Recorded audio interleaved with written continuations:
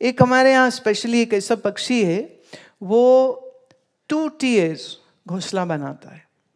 एक ये एंट्री हो रही घोंसले में, एक्चुअली वहां पे कुछ भी नहीं है, उसने अंदर से घुमा करके लेवल 2 बना रखा है जहां वो अंडे देता है। तो सांप या कोई बड़ा पक्षी वो जाएगा देखने कि कोई अंडा है तो मैं खा लूं, वो देखेगा ये तो खाली है, वो वापस चला जाएगा। उसे कितनी स्मार्टली अंदर सेकंड लेयर में वहां पे अंडे दे रखे। इतनी समझ, इतनी बूझ एक पक्षी को है। आपको मिस्त्री, ठेकेदार, आर्किटेक्ट चाहिए तो तुम्हारे घर बनते, पक्षी खुद ही बना लेते हैं। तो वो ज्यादा अक्लमंद कि हम मनुष्य? तो सच बात तो ये है ना, खाली पीली अकड़ते रहते हो तुम, हम बड़े श्रेष्ठ हैं। काहे के श्रेष्ठ हो?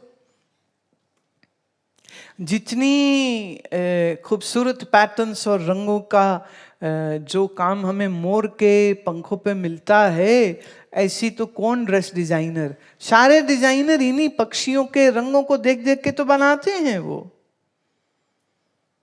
तो पक्षियों के पास हमसे ज्यादा बेहतर शरीर होते हैं। हाथी देखो इतना स्ट्रांग, ज़ीब्रा देखो इतना खूबसूरत, लेपर्ड, टाइगर, लायन, क्या खूबसूरत जानवर हैं। कभी कभी देखा जब वो शेर दौड़ता है तो उसकी जो दाढ़ी होती है ना, यूं यूं फर हिलती है, जितनी वो हवा अंदर मुंह से निकाल रहा होता है। क्या खूबसूरत, क्या हैंडसम लग रहा होता है। अब ये है, तुम जितने बैठे हो सफा चट, दाढ़ी है ही नहीं। अभी दाढ़ी है जो पुरुष को पुरुष बनाती है। अभी सोचो स्त्रियों के दाढ़ी हो जाए, कैसी लगेंगी है? और पुरुषों के दाढ़ी ना हो तो वो कैसे लगेंगे? देख ही लो अपने आप को। पुरुष के पास उसकी दाढ़ी उसकी पहचान है, लेकिन ये पता नहीं किसने डाल दिया कि नहीं क्लीन शेवन होना चाहिए, क्या उल्टा शेव करके और स्मूथ होना चाहिए। दिन में 2-2 बार कईयों को दाढ़ी बनानी पड़ती, वो चिकना बनने। अरे चिकना ही बनना था तो लड़की पैदा हो जा, उसके मुंह पे कोई दाढ़ी नहीं है।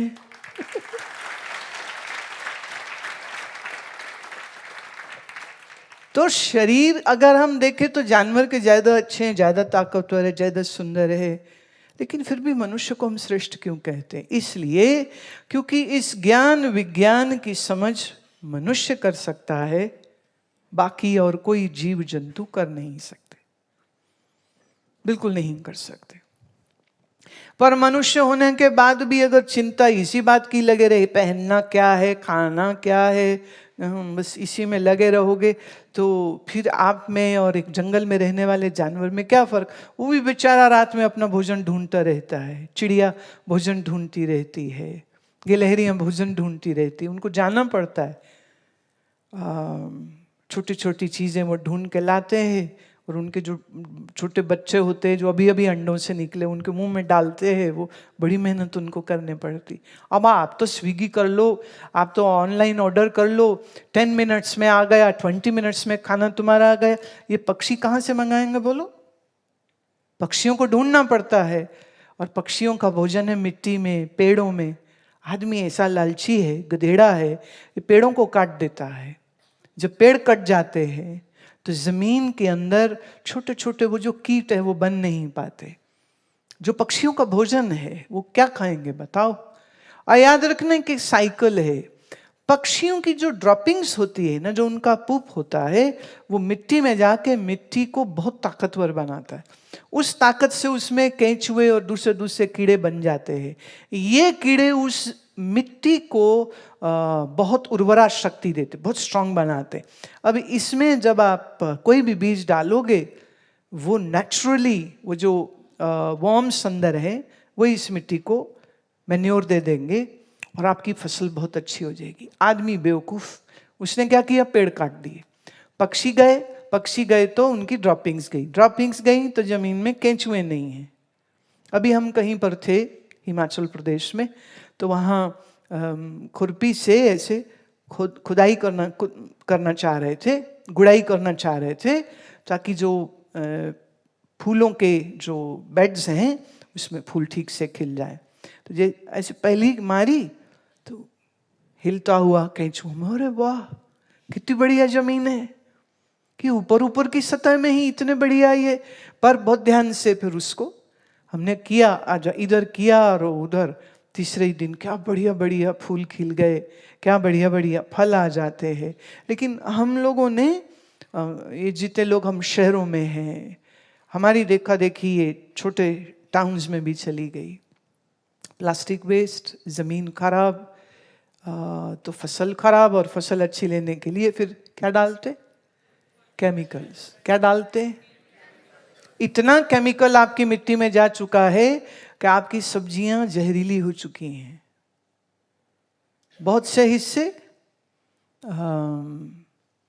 पंजाब के, हिमाचल के, हरियाणा के, दिल्ली के, यूपी के, इतने कैंसर पेशेंट्स, ट्रेनें चलती हैं, पूरा ट्रेन भर के कैंसर पेशेंट्स। कहाँ जा रहे थे वो? राजस्थान में। उस समय पर वहाँ सबसे बड़ा हॉस्पिटल था। अब एक गरीब आदमी को कैंसर हो जाएगा तो बोलो क्या करेगा वो? कैसे कैसे डील करेगा? तो हमें हमारे आसपास की जिम्मेदारियों को भी समझना होगा और समझना चाहिए। जब हम कहते हैं परमात्मा क्या है या परमात्मा कौन है, तो ये जानिए कि आपके ये न्यूट्रॉन और क्वार्क्स ये सब भौतिक ज्ञान तो देते हैं, लेकिन जिस अस्तित्व पर ये सब कुछ हो रहा है उसी अस्तित्व का नाम परमात्मा है। इसलिए आज सुबह मैंने क्या बताया? परमात्मा का मूल स्वरूप ब्रह्म।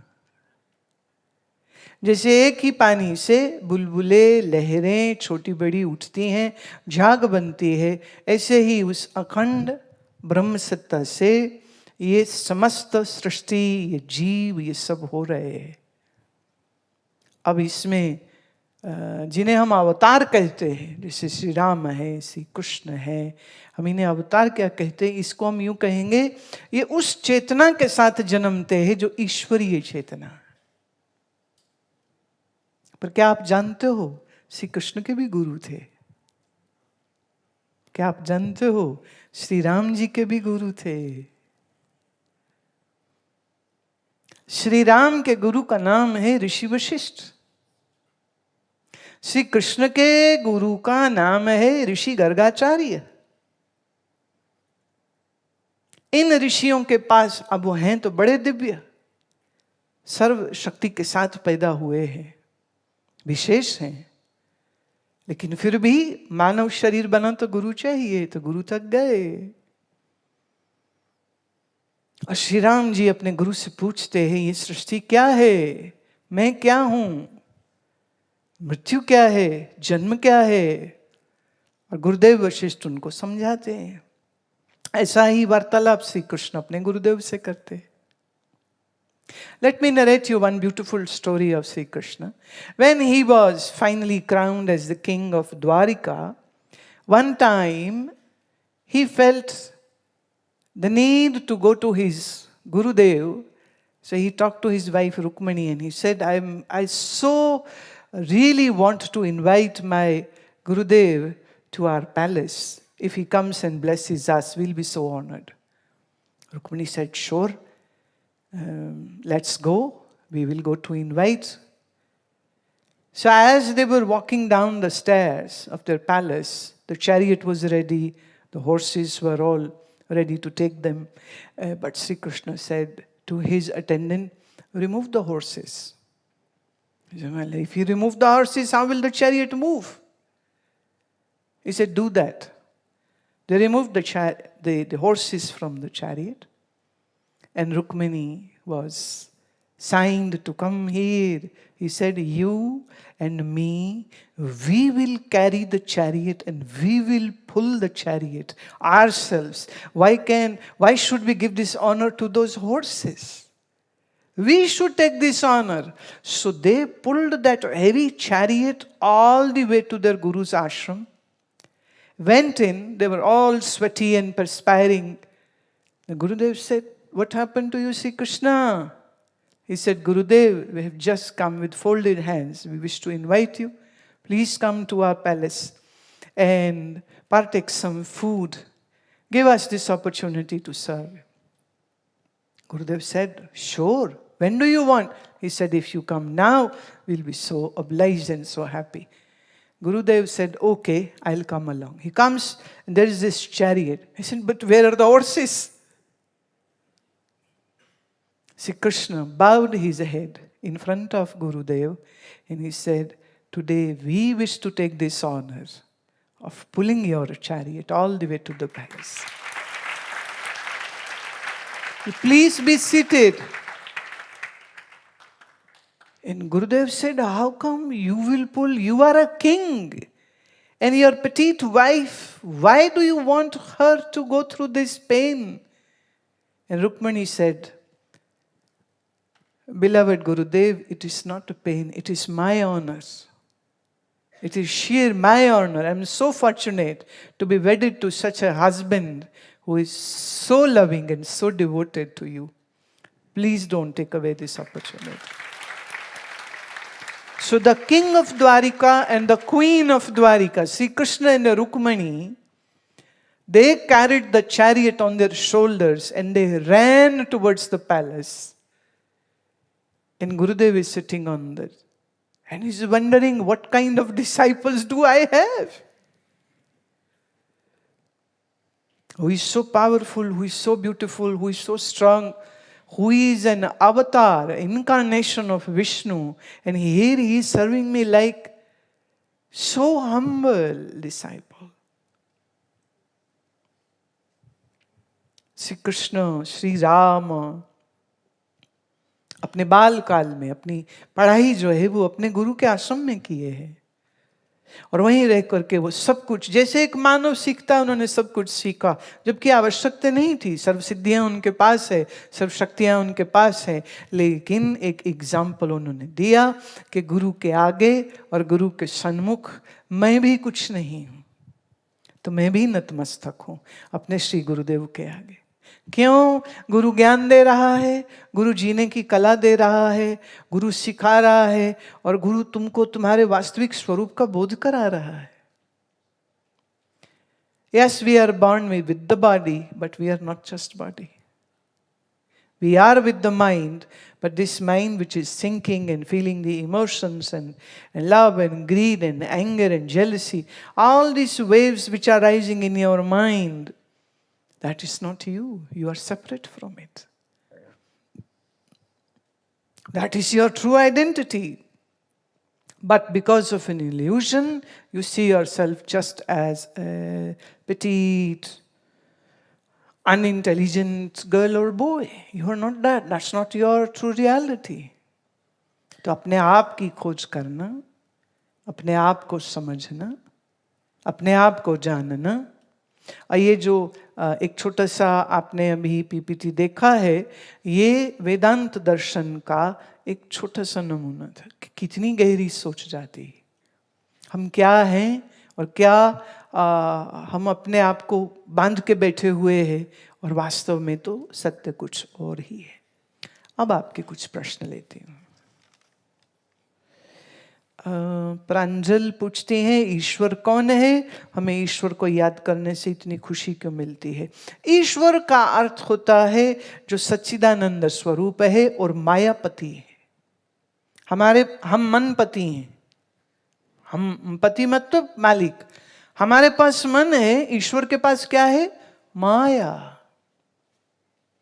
माया मतलब illusion.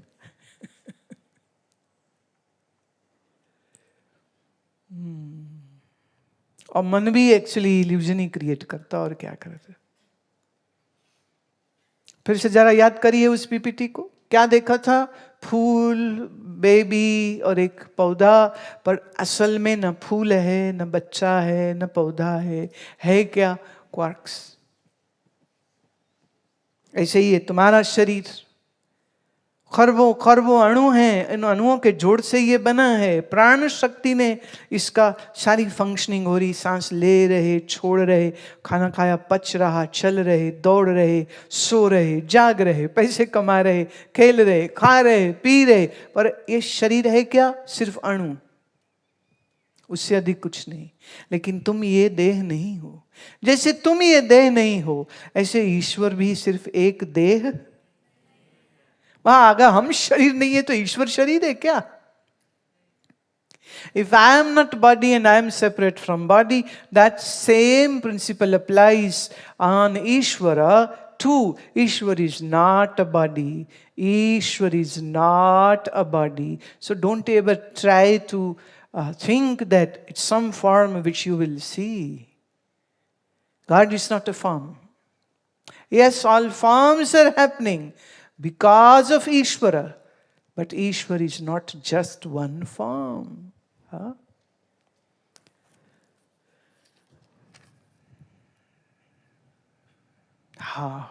Nice question. Jia. What is the difference between Atma and Paramatma? There is no difference in between Atma and Paramatma, but the only difference is, as I said, you have mind, Paramatma has Maya. Mind is very minuscule. The capabilities, abilities are very small. But of Ishvara, the one who is reason for this whole cosmos and universe to be, you cannot create that, can you? No. But Ishvara can. But in the root, in the absolute reality of Ishvara, Ishvara is Brahman and so are you. How? For that, you will need to listen to me more, and what I am talking every day in and out, you will have to understand that. Okay, there is a question from Rudra Bhatt from Pune. Okay. I want to ask, can spirituality only be attained by following the way in which you went? I mean, by traveling the dharmic destinations like temples and going to ashrams? Can it be attained through any other path, like choosing any other profession? Okay, any other profession. Number one, I never went seeking spirituality while traveling to dharmic destinations. No. But it happened so that all the great masters whom I met in my life were living either in Vrindavan or in Haridwar or in some remote. My Gurudev was Tyagavrutti, Vairagyavan, so he wouldn't stay at one place. He was always traveling. He would eat by seeking food from people once a day, and then be by the river, be by a canal, sleep under a tree, and he never made any institution or organization or anything like that. But then I met many Mahatmas. Now, Vrindavan, I went with the Mahatma, a great person who took me there, my first ever pilgrimage. And you know what? We were there. We did go to all the temples, but day in and day out, we would sit for hours and hours and listening to Vedantic satsang. So even in Vrindavan, we were just listening to Vedantic satsang and meditating for hours and hours. Hours and hours, I'm saying. 6 hours, 8 hours. We just eat a little in the daytime and then meditate whole time. And then wherever my Swamiji would go, we would just go along. He took us to all these great Mahatmas, and we sat with them and we heard their lectures, and we got all the blessings from them.